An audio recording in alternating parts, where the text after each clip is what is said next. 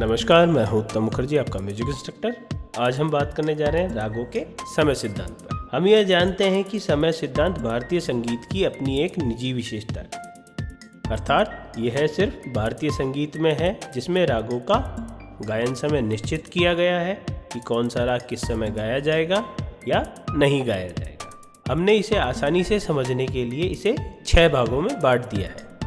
पहला है स्वर संयोग से समय निर्धारण, दूसरा है मध्यम स्वर के प्रयोग से समय निर्धारण, तीसरा है वादी संवादी से समय निर्धारण, चौथा है पूर्वांग उत्तरांग प्रबल राग, पांचवा है ऋतुओं के अनुसार समय निर्धारण, छठा है गीत के अर्थ पर समय निर्धारण। सबसे पहले हम बात करते हैं स्वर संयोग से समय निर्धारण के विषय में। इस वर्ग में राग में लगने वाले कोमल व शुद्ध स्वरों के अनुसार राग का समय निर्धारण किया जाता है। मतलब ये है कि इसमें कोमल स्वर और शुद्ध स्वर के आधार पे रागों का समय निर्धारण किया जाता है। ये 3 प्रकार के होते हैं।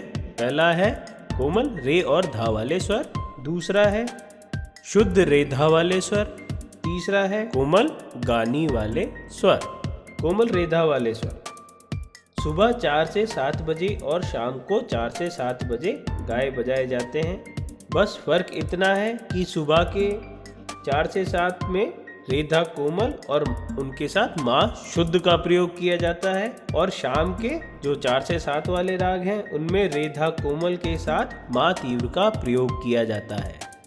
याद रखिएगा, शाम को 4 से 7 में माँ तीव्र का प्रयोग किया जाता है। सुबह का राग है भैरव, जिसमें रेधा स्वर कोमल होते हैं, और शाम के राग हैं राग मारवा और राग पूर्वी। इसमें कोमल रेधा के साथ माँ तीव्र का प्रयोग होता है। सुबह और शाम 4 से 7 बजे के बीच में जो रागें गाई जाती हैं उन्हें हम संधि प्रकाश राग कहते हैं। इसके बाद हम बात करते हैं शुद्ध रेधा वाले रागों के विषय में। संधि प्रकाश रागों के बाद शुद्ध रेधा वाले रागों का समय आता है।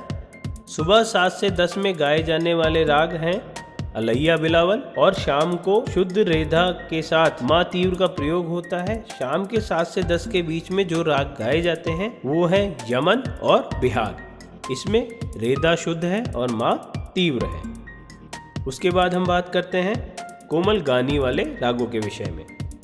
इनका समय 10 बजे से 4 बजे तक का होता है।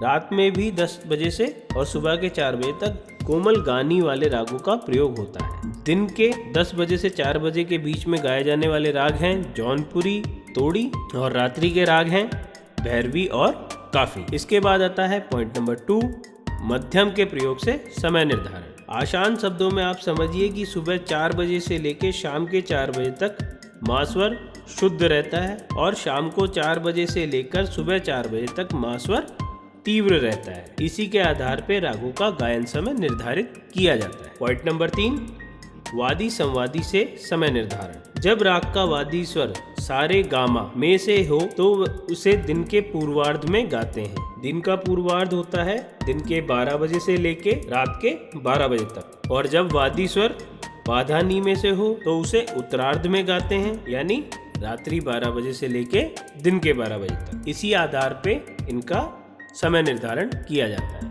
पूर्वांग और उत्तरांग प्रबल राग। जिन रागों में सारे गामा स्वर का प्रयोग ज़्यादा होता है, या जो रागें सारे गामा स्वर पर ज़्यादा चलती हैं, तो उसे हम पूर्वांग प्रबल राग कहते हैं। और जिन रागों में पाधानी स्वर का अधिक प्रयोग होता है, या जो रागें पाधानी स्वर पर अधिक चलती हैं, तो उसे हम उत्तरांग प्रबल राग कहते हैं। पूर्वांग प्रबल राग दिन के 12 बजे से रात के 12 बजे तक गाए जाते हैं। उत्तरांग प्रबल राग रात्रि 12 बजे से दिन के 12 बजे तक गाई जाती हैं। पूर्वांग प्रबल राग है भीम पलासी और केदार। उत्तरांग प्रबल राग है जौनपुरी और बसंत।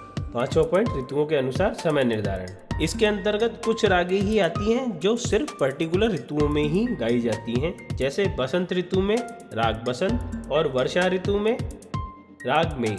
इन ऋतुओं में आप इन रागों को 24 घंटे गा सकते हैं। नेक्स्ट पॉइंट है गीत के अर्थ पर समय निर्धारण। इसके अंतर्गत क्या होता है कि जिन गीतों में शब्दों का प्रयोग, अगर सुबह के शब्दों का प्रयोग है तो वो गीत जो है वो सुबह गाए जाएंगे, और जिन गीतों में शाम के शब्दों का प्रयोग है तो उन गीतों को आप शाम को गाएंगे। गीतों के शब्दों के आधार पे इसमें समय निर्धारण किया जाता है। जिन गीतों में सुबह के शब्द हैं, भोर के शब्द हैं, सुबह गाए जाएंगे, और जिन गीतों में रात के शब्द हैं वो गीत रात को गाए जाएंगे। इसी के आधार पे इनका समय निर्धारण किया जाता है। आशा करता हूँ आपको ये समझ में आया होगा। अगर आपको मेरा वीडियो पसंद आया तो आप मेरे चैनल को लाइक कीजिए, शेयर कीजिए, सब्सक्राइब कीजिए और साथ ही साथ कमेंट भी कीजिए। धन्यवाद।